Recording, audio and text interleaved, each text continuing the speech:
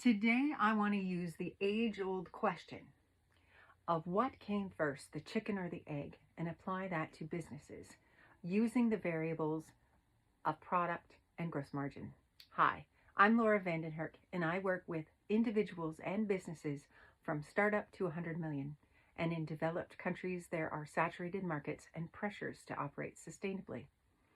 In today's consideration, we will be using the perspective of the manufacturing business, not a wholesale.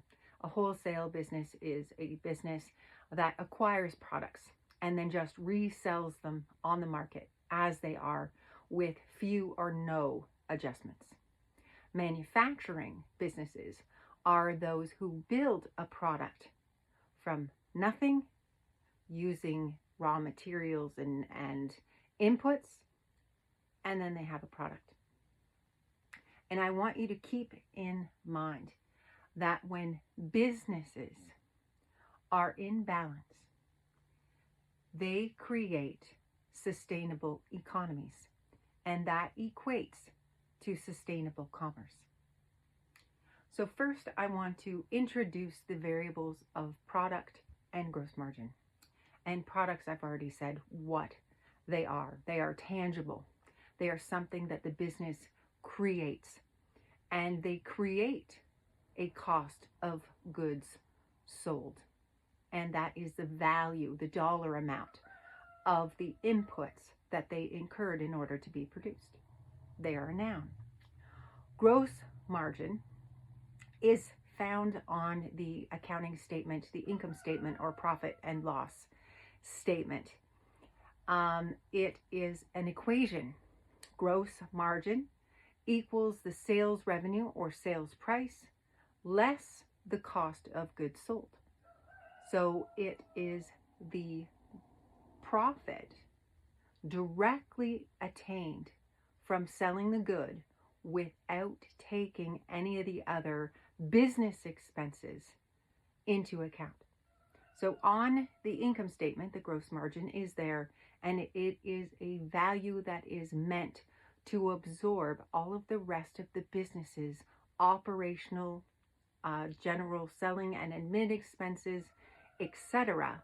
And hopefully there is leftover of that gross margin, making it a profit or a net profit.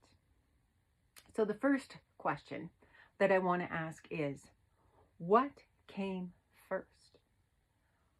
Product or gross margin in the creation of a business? So what created the business, the product or the gross margin? And the answer to that may surprise you. It's actually both can. And here's how. So the product is usually, the story sounds like this. An entrepreneur is passionate about a need in the market or filling a need in the market because nothing exists, and they build a product or they improve upon an existing product. And this creation drives the business to be created. Now, with the gross margin at the wheel of creating the business, it may sound like something like this. The entrepreneur is looking for a business idea, something to start. They're hungry. This is what they were meant to do. They were a born entrepreneur, and they don't have a business. And they might actually find something attractive about someone else's product, and it's their gross margin. Might be 50%, 60%, 75%, depending on what lures that entrepreneur. And either they'll reverse engineer that product associated with that gross margin, or they will create a similar product and engineer one themselves with that gross margin in mind. But it wasn't the product that created this business. It was the gross margin that drove the creation of that business forward. For my second question, which drives a business? Product or gross margin? And it again, the answer is both. And how? What does it look like? Well, in traditional economics, supply, demand, filling the demand turns into operations for the business and they make money. So basically, the product is driving the operations through the economical processes. And that's the natural way, the usual way that commerce flows. Well, when the gross margin drives a business, it is like a drag car that has a nitrous tank in it. Gross margin is a tool to drive a business. When you're just looking at the gross margin and you're not considering the product, you're just looking at the gross margin, how to make money, how to increase your net profit, then you are just looking at changing the equation in your gross margin to suit your finances. And this is definitely like that race car.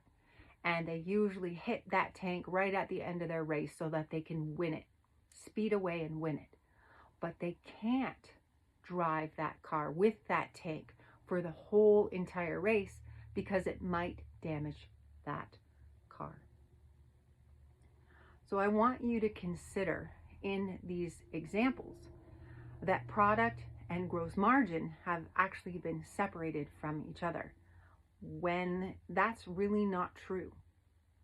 Without a product, you actually don't have a gross margin. Products is kind of like the chicken, and the gross margin is kind of like the egg. It produces that gross margin in a business, and that is the natural flow for a business. Tell me what you think.